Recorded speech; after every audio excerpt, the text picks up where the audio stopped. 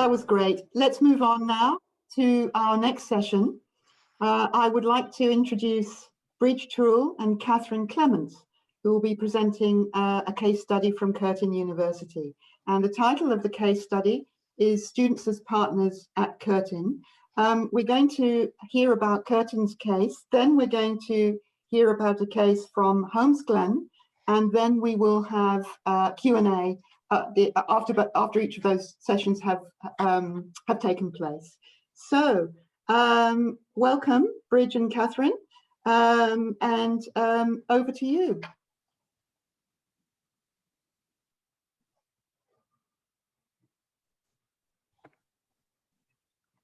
Cool. Hi, everyone. Thank you for having us in today. And before we get started, do we need to share our I think slides? So. Whoops, bear with me. There we go. Could I please ask for permission to share my screen?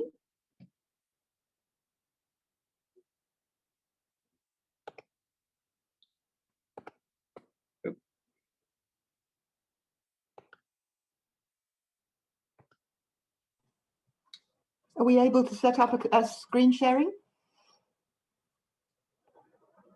Great, got it, thank you. Cool. Oh, it's disappeared again. There we go, okay.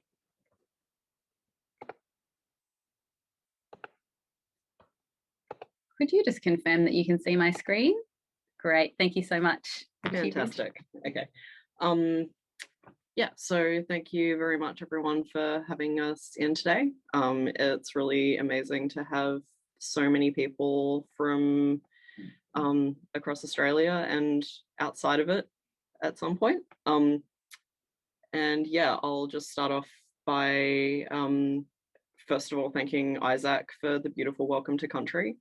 And I'll start off by acknowledging the traditional owners of the land that we're on currently here in Perth, who are the Whadjuk people of the Noongar Nation. And I'd just like to acknowledge elders past and present, and acknowledge that this is stolen land that was never ceded, and that it always was and always will be Aboriginal land.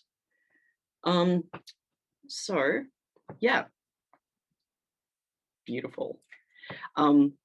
So yeah, we'll do a couple of quick introductions. My name's Bridge. I use they, them, or he, him pronouns, both are fine. I'm the current Vice President Education at the Curtin Student Guild at Curtin's Bentley campus in Perth. And I am in my 4th year of psychology. Thank you, and I'm Kat Clements, and my pronouns are she, her, and I am the lead for Students as Partners at Curtin University with Sustainable Development Goals as a part of our Students as Partners initiative. My background is I've been in higher education for 5 years, and prior to that worked in social impact and have a real interest in career development and human-centred design, and also how we can put students at the centre of everything we do here at Curtin. And just briefly, I sit within the student success team, so that's a central team within Curtin. Cool. So a little bit about our university. We have overall over 59,000 students at last check. It's we currently have a 53% domestic market share of our high school graduates within WA, and we usually are pretty significant leaders in the international student market as well, but obviously COVID has been a little bit of a thing in that area. And we have campuses across a variety of different countries, which are listed there. And a few other, external ones within WA, so Kalgoorlie and Margaret River and I think Albany. So as I mentioned, I'm from the Student Guild at Curtin, so we're our student union, our peak representative body for students at our universities here, or at our university, at our campuses. We're like a group of students who are elected annually by the wider student body to essentially represent the student voice and what's kind of going on the campus at the current time. So our main roles are obviously representation and advocacy. We sit on as many university committees and boards as we can get on. We address any issues that are raised to us by students to those boards and committees or to university staff directly. We, yeah, it's essentially what we're here to do primarily. And sort of provide that liaison between students and university at sort of management levels, and ensure that all information is being accurately and appropriately relayed to students, and provide a little bit of that like liaison to help support our students and make sure their issues are heard. We have dedicated support through our representatives to all four of, or ideally all 5 of our faculties, and some for our various equity groups on campus. So we currently have student representatives for Faculty of Business and Law, Faculty of Science and Engineering, Faculty of Humanities, and Faculty of Health Sciences. And then we also have dedicated officers for our queer department for any LGBTQIA+ students. We have our women's department, we have our First Nations department, and we have an accessibility department. So all of those different groups have a student representative assigned to them who is a community member and can help ensure that that like diverse voice is being heard within the union and within the university, and that any issues sort of specifically affecting their groups can be heard. We provide our student assist service as well, which is essentially an external like staff-run support service, which provides essentially academic, financial, welfare support. They're a group of psychologists and social workers who essentially can provide a lot of, like, it's an extremely broad service, and it's essentially like the one-stop shop for students who are sort of having a bit of a hard time, and a majority of their work is sort of in the academic space, so it's to do with academic misconduct, any sort of appeals, anything like that, where students aren't entirely sure how to go about it on their own or need some extra advocacy in that area. So they're very highly trained and very skilled in dealing with those sorts of issues. And they're run through the guild so that it's an external body to the university. We also fund over 120 student clubs and societies, which is really amazing and a really great avenue to get more students involved. And and then we run a series of events throughout the year as well. And all of our, or not all of our, a number of our food and retail outlets on campus are also run by the Guild, and we provide discounts for all of our members, and student priced food and goods throughout the university to the extent that we can. And that's essentially us. Cool. So shifting now towards Curtin's sort of journey with student partnership and the Students as Partners movement as a whole. We are still relatively early in our journey here, which is really exciting, and one of the reasons that it's so awesome to be able to join in with networks like this and share those resources and see what's going on in other places and all of that.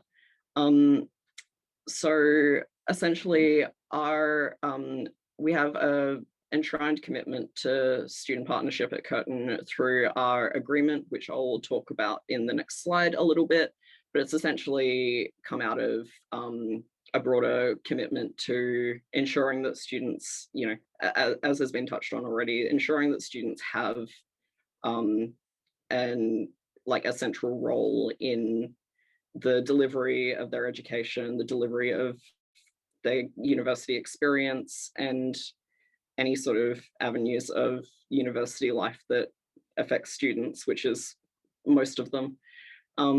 And it's, essentially it's a win-win, because it creates like really sort of empowered and engaged students within the community, and assists the university in really kind of addressing exactly what students are wanting, what the needs and expectations are, and ensuring that, yeah, it's a nice sort of relationship. And where, yeah, as we mentioned, it's still relatively early days yet, but we are working through it. Yeah, good to go on. So yeah, essentially, as was touched on just before, sort of throughout the SVA history and a little bit about that, our student guild from last year, when Chris Hall, who was mentioned, was our Vice President of Education, he and the president at the time worked very closely with Kate Walsh, and were involved in Student Voice Australia relatively early on, and had a real sort of commitment to ensuring that Curtin was involved in this process, and that we could sort of cement ourselves as having that really present commitment to this, and seeing the value in it, and hoping to continue to develop this. And that was all sort of, yeah, implemented relatively early on. And one of the aspects of student partnership that they were seeing at other institutions, and really wanting to sort of implement here, was going about it through a organised student partnership agreement, which was carried out and signed at the end of last year. And in it, our Vice Chancellor has articulated an enshrined commitment to student partnership at Curtin, and ensuring that students are involved in as many areas as we can be, and that, yeah, that we're upskilled and given appropriate support and listened to in these environments, and sort of given all of the tools that we need to be able to effectively advocate for our own experience at university. So at the start of this year, yep, we recruited a Students as Partners lead, which is Kat, just here. And we've, yeah, been working quite closely throughout this year so far, on developing the Curtin's own Students as Partners governance structure, and continue on to go along with that. And yeah, just sort of starting to get that information out to the wider Curtin community as well. We have a community of practice here, which incorporates representatives from all across the university who are either already doing amazing things in this space, or are looking to do more, or just wanting to share resources and information. And then, not that long ago, we launched our Students as Partners student-facing website, which is extremely exciting as well. So, yeah. And I'll do a final bit about the student partnership agreement, and then I'll pass over to Kat. So yeah, essentially the student partnership agreement was drafted by the Guild at the end of last year, or throughout last year. And after being signed off on by all of the representatives within the Guild at the time, was then forwarded to the university, who, once they reviewed it, we had an official signing on December 3rd last year. So the student partnership agreement essentially focuses on the 3 goals that you can see up on the slides here, which is, yeah, all around essentially promoting that really accessible culture for students, and ensuring that everyone in the process is given the tools to make the most out of that environment, and actively encouraging students to engage in the experience of their education and research, or however they're sort of engaging as students here at Curtin, and sort of really ensuring that that knowledge about what opportunities are there and what's available to them is going out. And yeah, again, sort of, I think a really central part of this is really empowering students to take this step and take this involvement in their own education and their own university experience, which, you know, leaves you with students who have that experience, have been empowered, are strong, supported, upskilled, effective student leaders, which then will lead to happy and well-adjusted graduates. Yeah, and then there's a little bit here just about the kind of commitments and shared sort of values and expectations that was outlined within the agreement. And that there was also mention of an alignment to the United Nations Sustainable Development Goals, which Curtin as a university has already committed to, and just ensuring that students are involved in that process, and that we're all working towards ensuring that we can be the best and most sustainable university that we can be. And I'll pass over to Kat. Thanks, Bridge. So I'll briefly talk about what we've been doing this year, and a thank you to Student Voice Australia for this student engagement continuum. So this continuum was a really great place for us to start talking about students as partners at Curtin this year, and we've started to iterate this student engagement continuum for Curtin's purpose. And it's really helped our community of practice that Bridge mentioned to see themselves in this conversation and to identify where their initiatives might be aligned. So we have a lot happening around consult and involve, and certainly a lot around the control, or we call empower stage. And we do see that there is a lot of opportunity to develop in the partnership space, which is incredibly exciting. So thank you, SVA. You gave us a really good tool to support our conversations.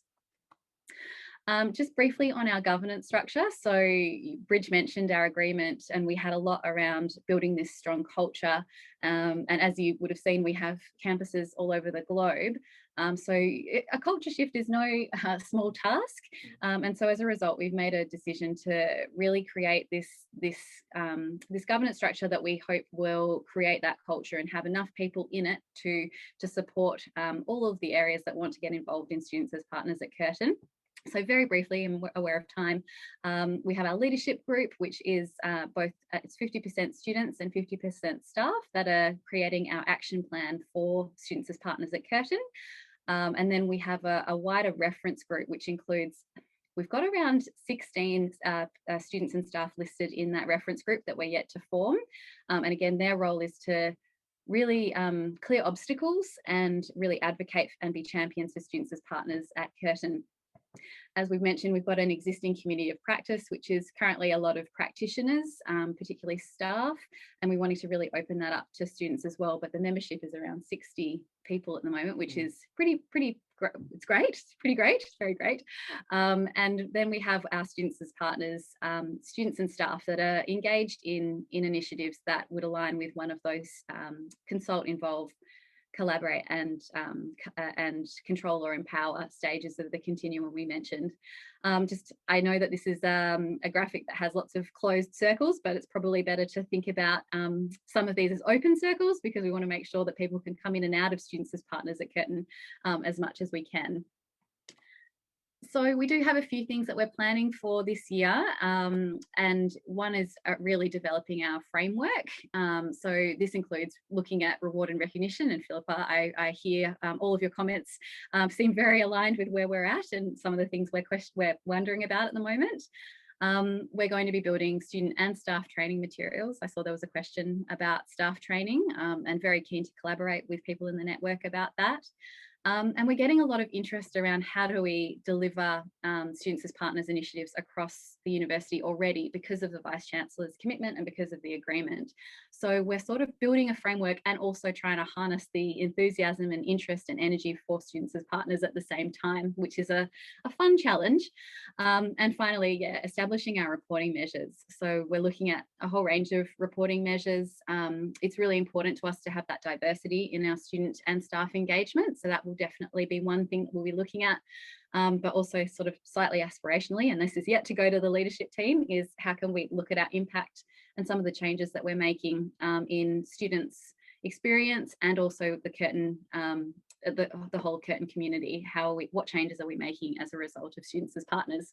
So if anyone has any resources that you could point me to, that's a call out. We'd love to see and take a look at what other people are doing in that space.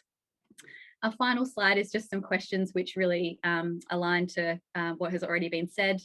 But how do we develop an overarching framework while also harnessing that interest that we have right now? So how do we build what we need to build while also continuing to, I suppose, drive? A bit of an analogy there, didn't work.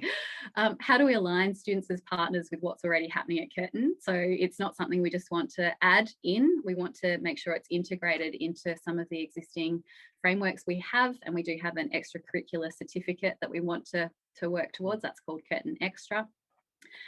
How do we support students as partners initiatives across our campuses? So we need to have a framework that is flexible enough to allow for context, cultural context, to really be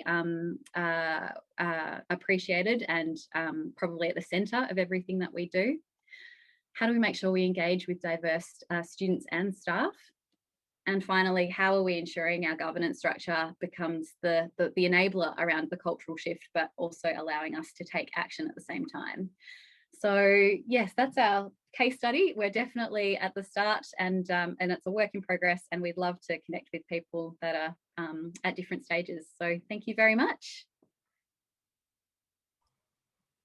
Thank you very much, Kat and Bridge. It's really great to hear about the work that you're taking forward at Curtin, and you know, you're emphasising that you're at the start of a journey. I think we know that the SVA network has institutions at all sorts of different kind of stages and points of development and maturity around students as partners work. But I think we can all learn from each other. And certainly there were, you know, a whole range of things there that you mentioned that we're very much, you know, we're on that same journey with you here at Adelaide.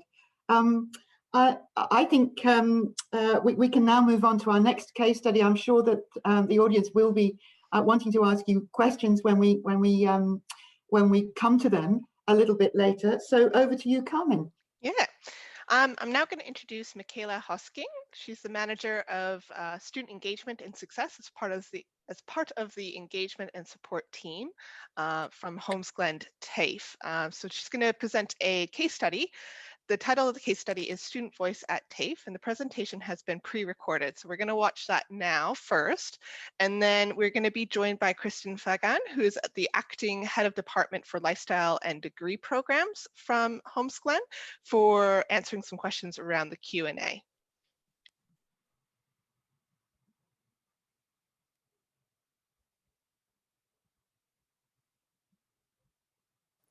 Hello, welcome. Thank you so much for joining me here today. My name is Michaela Hosking, and I am the Student Engagement Manager at Holmesglen. My role at Holmesglen looks after student voice across our institute, and I have been asked by SVA to come here and present basically what we are doing at Holmesglen and the difference that student voice, the difference of student voice in TAFE itself. Before I begin, I'd really like to start by recognising the traditional owners of our land, of which we all meet today, and pay my respects to elders past, present, and our emerging leaders. I also acknowledge that this week is Reconciliation Week, with the theme being more than a word, and that reconciliation takes action. And I guess given the fact that we are talking student voice and representation, I think we all have a responsibility to make sure that our Indigenous students are very much represented in the work that we do. So without further ado, I will continue on with our presentation today. So I thought I'd just start by providing a bit of context as to how Holmesglen's journey and our timeline in terms of student voice up until 2021. So it has been an integral part, student voice and partnership has been an integral part of the Institute's strategy for some years now. And I was fortunate enough to step into the role to really look after student voice across the Institute in 2018. So it was very much recognised that we needed to dedicate some resourcing, and at the same time, Holmesglen did join the Student Voice Australia network, and that has been an enormous help. And, you know, whilst we had been the sole TAFE up until this year, within that network, it had been a really great way to share some knowledge in a space that was so foreign for TAFE and for Holmesglen in particular, in terms of building representatives and embedding student representatives in our governance structure. Being able to link in with Student Voice Australia and that network has been invaluable.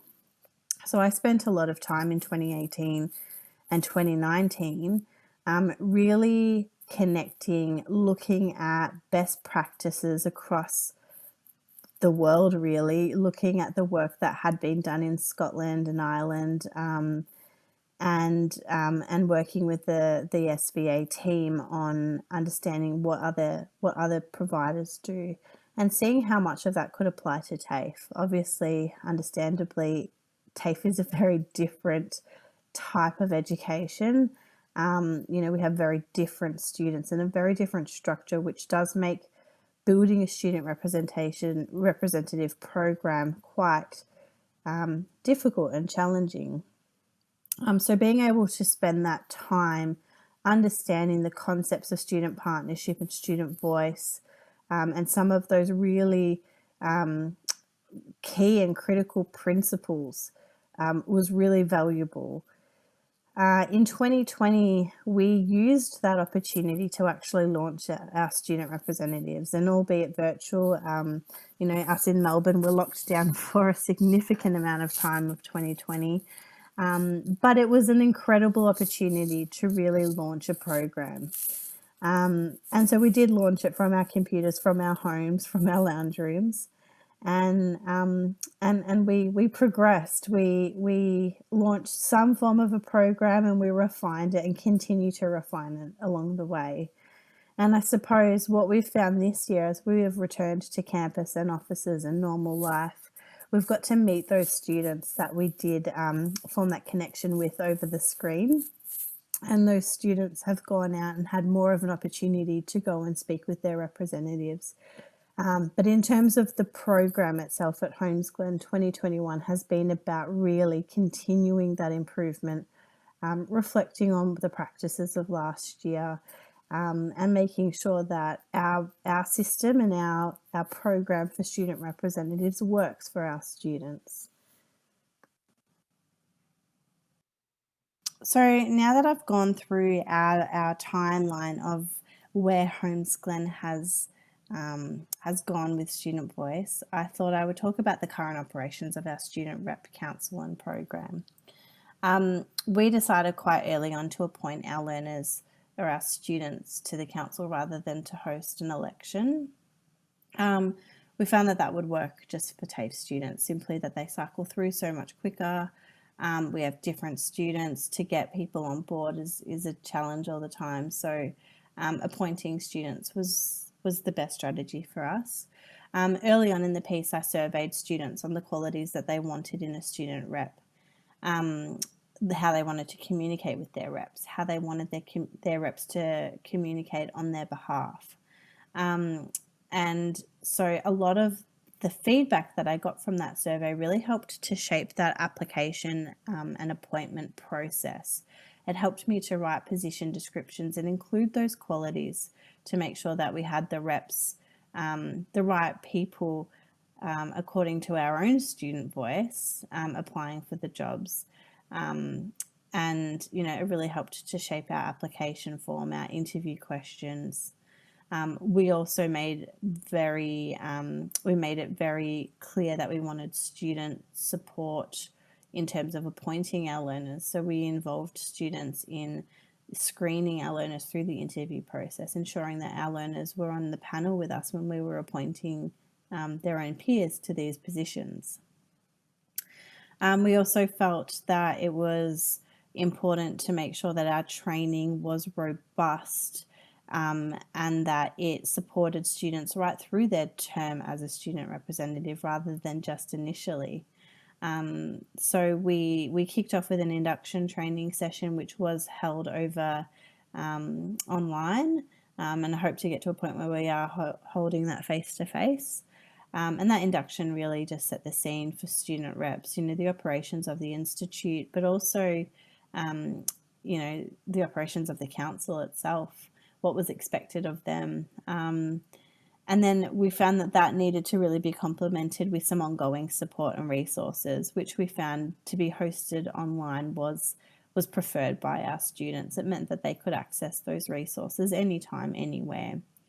And those resources included things like templates that would help them with their meetings, running their meetings. We didn't want them to waste time creating that information. We wanted their time invested into doing, you know, what they were doing as a student rep. So we provided them with those templates, some tips on how to hold or run successful meetings, information, you know, almost like a bit of a thesaurus on our jargon terms.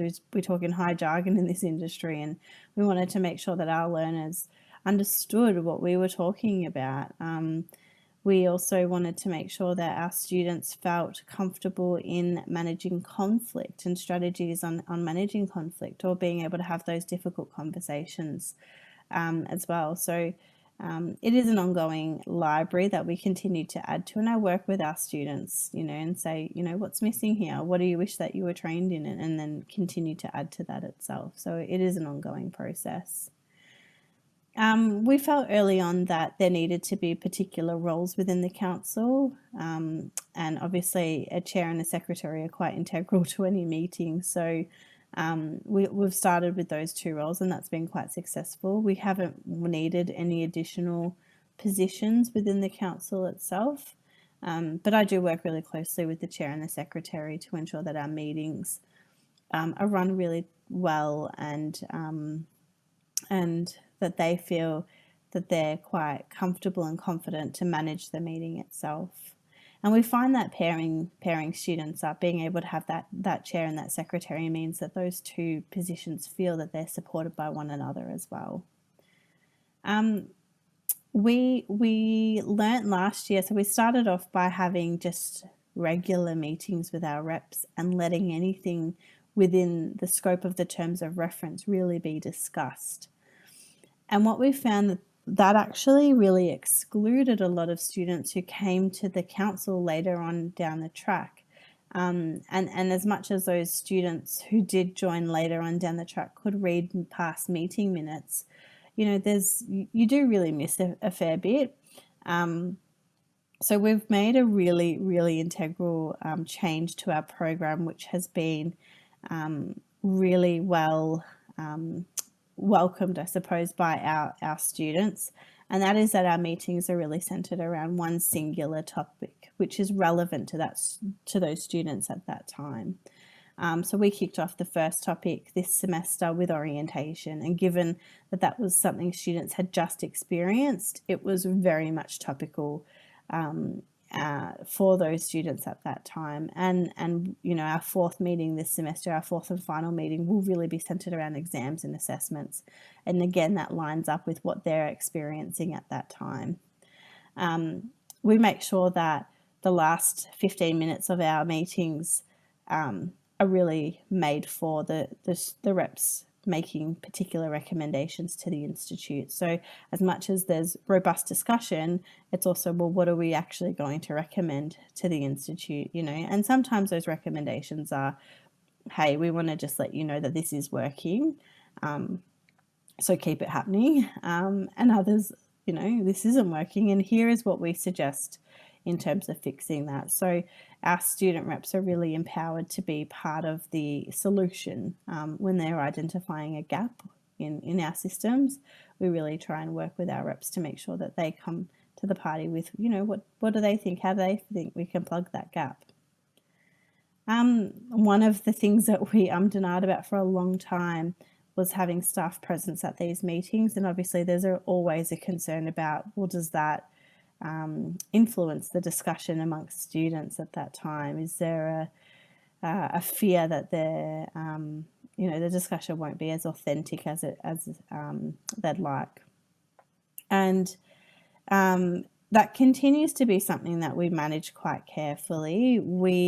I do attend the meetings, and this has been a discussion that we have had with our reps ongoing, and they've actually said that it's quite beneficial for them to have, really fruitful and productive discussions, so that staff can be there to kind of, I suppose, answer any questions or jump in and correct any misconceptions about particular things. And so that's been really helpful and embraced. But I do think it is a fine line. It's very hard for a staff member to kind of hang back and not dominate the conversation. It's an ongoing challenge. So yeah, it's a bit of a fine line there. In addition to that, we have a council mentor, and that council mentor is separate to myself. And one day we hope that that council mentor will become a past student or a past student rep who will share their insights and support our student reps. However, at the moment, that is another staff member. That mentor's role is really to make sure that our student reps on an individual level feel comfortable and confident within their role, mentoring them to make sure that they are contributing effectively, that they are comfortable to do so. But also mentoring the council as a whole, ensuring that it does remain true to the terms to the terms of reference of that council, ensuring that everybody is having, a fair say, and just really there for an additional support.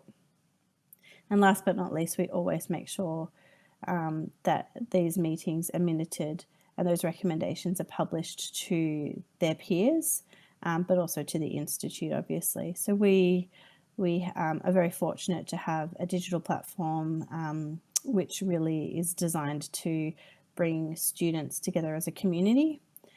So this is separate to their learning management system, where they really can come and have discussions on particular topics, share different experiences and so forth, and connect with one another. It's essentially almost like a Facebook, but just for our institute. And that's where we host all of this information, which is available to all of our students to see and comment on. So that's our current operations as they stand at the moment. And I am always working to continue to refine those, to change those. The idea is that they are always super easy, super relevant for our current students. They are inclusive systems and processes. And the idea is that they are always flexible, that they adapt to our students' needs at all times. So whilst I'm making some progress, I continue to come up against these challenges. So awareness of the program amongst our students. There is so much information that we are providing our students throughout the semester relating to their course, relating to the Institute, various programs, and this is one other program that we are trying to spread the word to our students, and that continues to be a bit of a challenge, particularly because our students cycle through so quickly. As I mentioned before, closing that loop continues to be a bit of a challenge, trying to identify really clear strategies on how we can do that, and do that again in a timely manner so that those students who are cycling through quickly are receiving responses to the feedback that they are giving. And as always, and everyone will attest to this, time and resourcing. If we had all the money in the world, we'd have a cast of thousands working in this space. But that continues to be a challenge for us at Holmesglen. So a couple of things that I wanted to share, the things that I wish I knew before I started on this journey. Number one was to refine the program as you go. So instead of trying to develop this really refined and well-oiled program and then launching, I think you just got to dive in and and work with your students and communicate with your students and partner with your students to explain that, you know, it might be clunky and we need to work on this together as a team to make sure that the council or the program remains sustainable. And that has been a really wonderful journey so far with our students.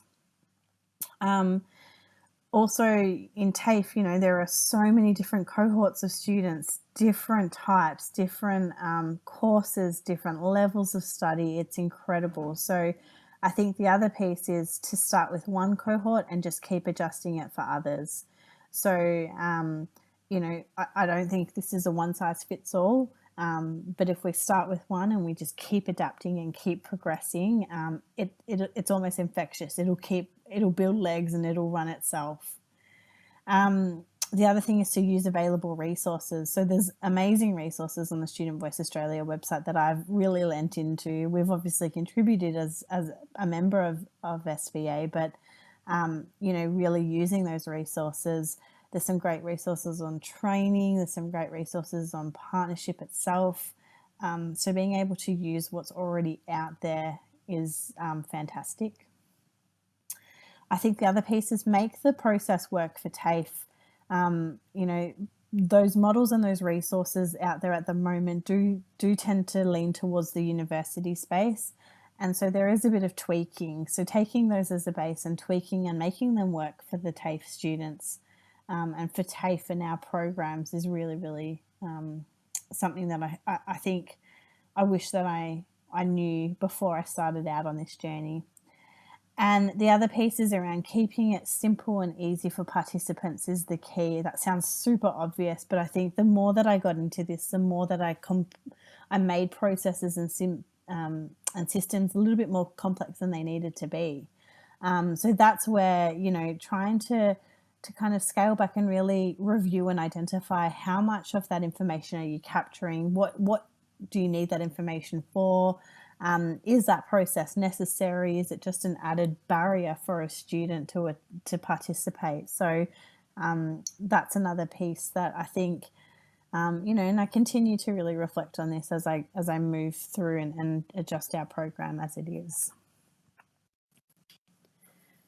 So thank you so much for having me here today. Thank you for listening to our journey. I am very much still learning myself and more than happy to share my experience, you know, with everyone here. So please feel free to reach out if you'd like to continue the conversation.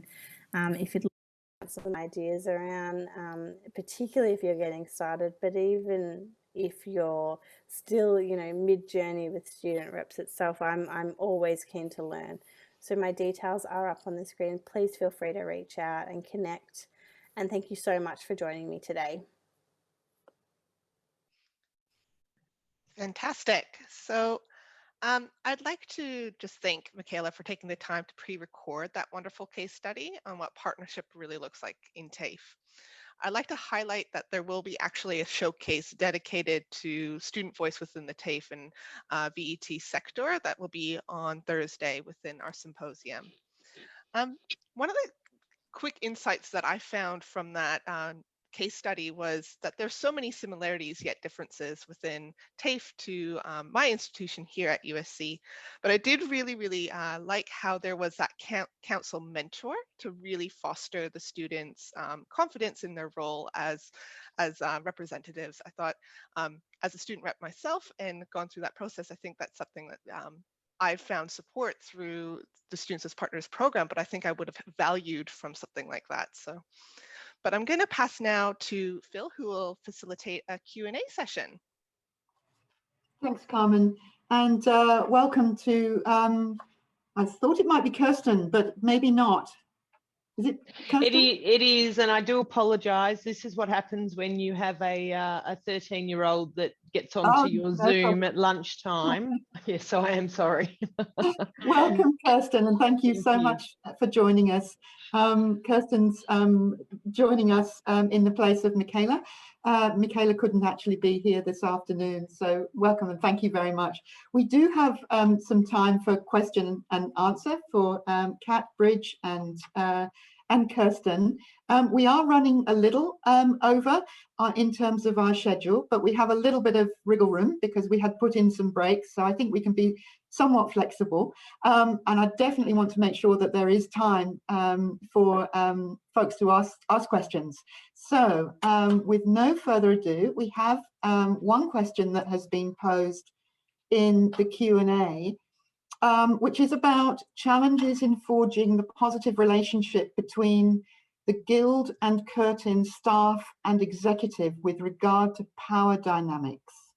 So I think this is a question initially directed at Bridge and Kat, but I think it's relevant, this question of differential power between staff and students is obviously critical to the whole building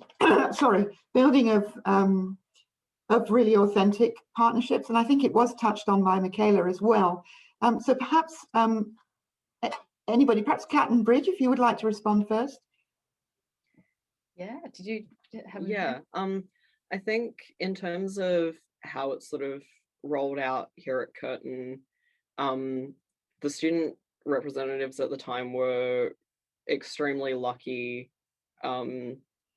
in that we had a university executive and sort of like wider management who were amenable to this sort of movement and who were like interested in getting the students on side with something like this. It's a little bit tricky to speak to because our representatives roll over every year. So this was reasonably before my time that this was kind of all being founded, I guess. But there was, I think, maybe not necessarily at the executive level, but there has been like a really good culture of student partnership and sort of lower level initiatives, and a lot of practitioners really championing this sort of issue throughout the university prior to the partnership agreement being put in place, or us starting to sort of pursue a space in networks like SVA.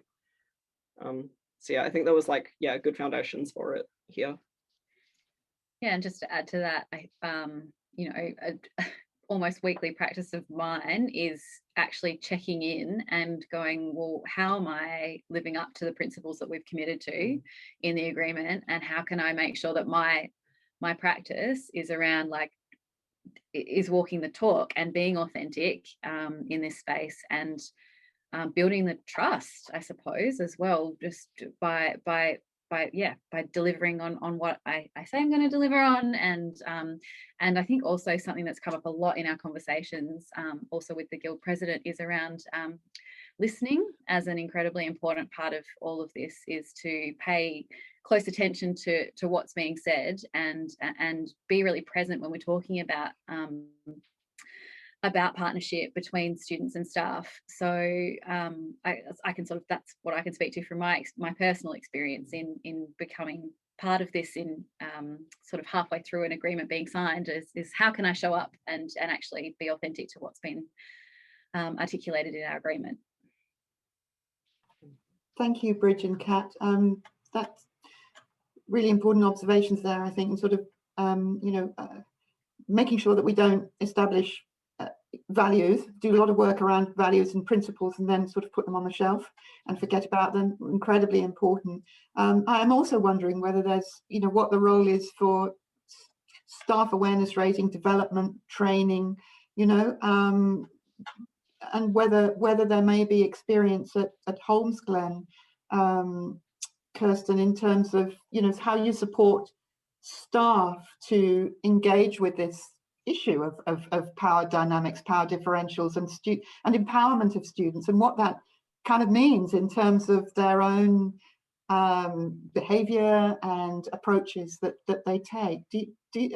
How do you support staff Yeah, so being a TAFE organisation, we have students all the way through from VETIS and VCAL right up to, we've even got PhD degrees here. So we have students that are here with us for short courses of 3 or 4 days, right through to long longevity of 3 or 4 years. So to be able to actually build on that foundation, we found that a lot of areas had pockets of really good foundations that they were already doing, and they were already embedding these values and embedding these cultures, but it was really silo orientated. And so one of the initiatives that came out through, I guess it was our extended period of lockdown, was to actually get everyone together and try and, instead of just doing a standard PD plan of what are you good at and what would you like to continue to work on, well, what are you doing to embed student voice, and what are you doing to actually listen and actively listen to what our learners are saying, and re-put that back into the education and back into their experience on their journey.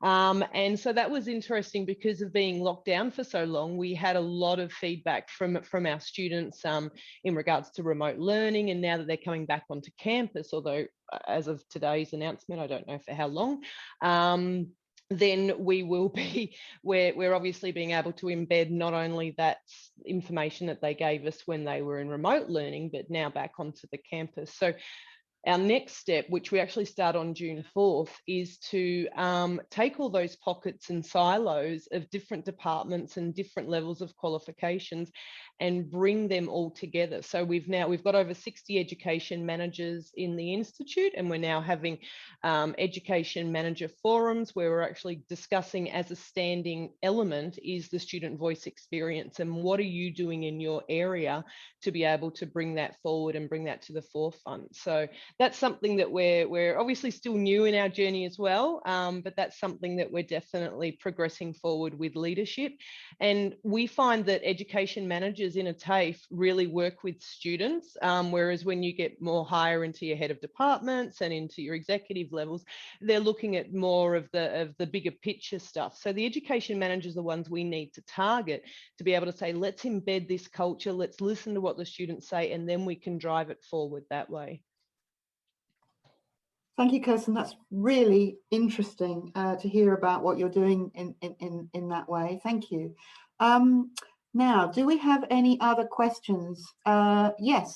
What are some of the effective strategies to build an online peer community, especially for asynchronous online learners? And actually, Michaela did mention a digital platform that you're using at Holmesglen, and Kirsten, maybe that's your cue to maybe talk a little bit about that, but also I'd like to come back to Kat and Bridge about that too. So we have an online community platform for our students. It did start off quite initially small when we started it just over 2 years ago.